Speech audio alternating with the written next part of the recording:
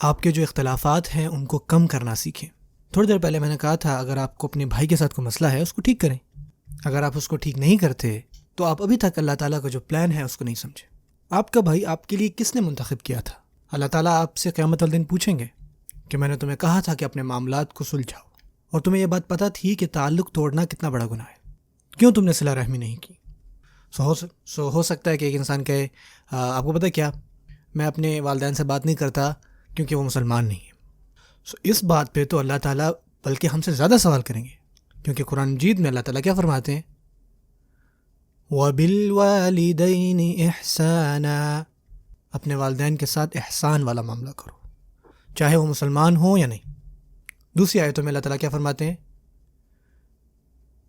وَإِن جَاهَدَاكَ عَلَىٰ أَن تُشْرِكَ بِي مَا لَيْسَ لَكَ بِهِ عِلْمٌ فَلَا تُطِعْهُمَا وَصَاحِبْهُمَا فِي الدُّنْيَا مَعْرُوفًا. آپ اپنے والدین کے ساتھ رحم کا معاملہ کریں گے. ہاں، اگر آپ کو کوئی وہ بات ایسی کہیں جو کہ جس میں شرک کا عنصر پایا جا رہا ہو، اللہ تعالیٰ کی حدود کو پامال کرے، اور کوئی بھی ایسی چیز کہیں جس سے یہ عنصر پیدا ہوتا ہے کہ اس میں شرک ہے، اللہ تعالیٰ کے ساتھ کسی کو شریک ٹھہرایا جا رہا ہے، اس کیس میں آپ ان کی اطاعت نہیں کریں گے، لیکن آپ ان کے ساتھی رہیں گے اس دنیا میں سب سے بہترین طریقے سے، رحم دلی کے ساتھ، عاجزی کے ساتھ. تو اسے کیا یہ بات ثابت نہیں ہوتی کہ اگر وہ مسلمان نہیں ہیں آپ کا پھر بھی ان کی طرف فرض بنتا ہے ان کے جتنے بھی حقوق ہیں وہ آپ نے پورے کرنے ہیں، ان کی عزت کرنی ہے، اور اس کا ہمیشہ دھیان رکھنا ہے کہ آپ ان کا احترام کریں جتنے اچھے طریقے سے آپ کر سکتے ہیں. لیکن اگر وہ کوئی آپ کو ایسی بات کہیں جو کہ شرک کی طرف جاتی ہے، جو اللہ تعالیٰ کی حدود کو پامال کرتی ہے، جو آپ کے خالق کے ساتھ کسی بھی چیز کو شریک ٹھہراتی ہے، آپ بڑی عزت کے ساتھ اس چیز سے پیچھے ہٹ جاتے ہیں، بڑی عزت کے ساتھ. یہ عزت والی بات کیوں ہے خاص کر والدین کے ساتھ؟ کیوں؟ حتیٰ کہ وہ مسلمان بھی نہیں، لیکن اللہ تعالیٰ کیا فرما رہے ہیں؟ ان سے رحم کا معاملہ کرو، نرمی والا معاملہ کرو. اگر ان کی موت بھی ہو رہی ہے کہ وہ مسلمان نہیں تھے، آپ پھر بھی اپنا جو رول ہے وہ فلفل کریں گے، احترام کا، رحم دلی کا، عزت کا، ان کی مدد کرنے کا، ان کی خدمت کرنے کا. خدمت کرنا، آپ اپنے والدین کی خدمت کریں، جنت ہے آپ کی، جبکہ وہ مسلمان بھی نہیں ہیں. کیسے؟ صرف اس وجہ سے کہ اللہ تعالیٰ نے ان کو آپ کے لیے چوز کیا تھا. ان کی خدمت کر کے آپ اپنے خالق کی ایکنالجمنٹ کر رہے ہیں. اسی وجہ سے سورۃ الاسراء میں اللہ تعالیٰ کیا فرماتے ہیں؟ وَقَضَىٰ رَبُّكَ أَلَّا تَعْبُدُوا إِلَّا إِيَّاهُ وَبِالْوَالِدَيْنِ إِحْسَانًا.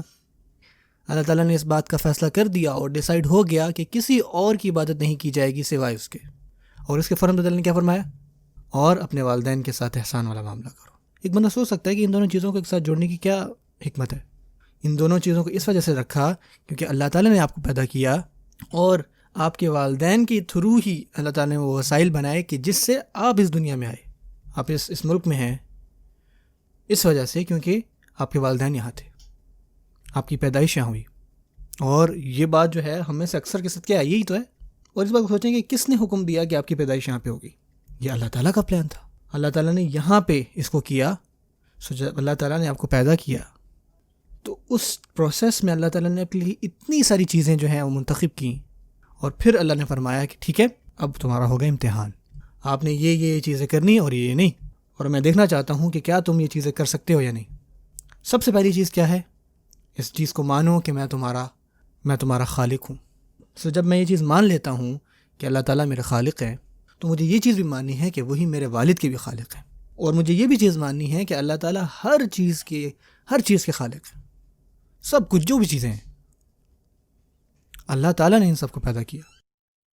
میں کیسے اپنے خالق کی عزت کروں گا جب کہ میں اس کی تخلیق کی عزت نہیں کر رہا؟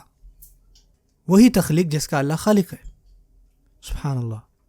اللہ تعالیٰ کی محبوب چیزیں جو اس نے تخلیق کی، اور اس کے لیے آپ کے دل میں کوئی عزت نہیں. جب یہ چیز ہمیں سمجھ میں آئے گی نا، تو پھر ہمیں جا کر اللہ سبحانہ و تعالیٰ کی عظمت کا پتہ لگے گا.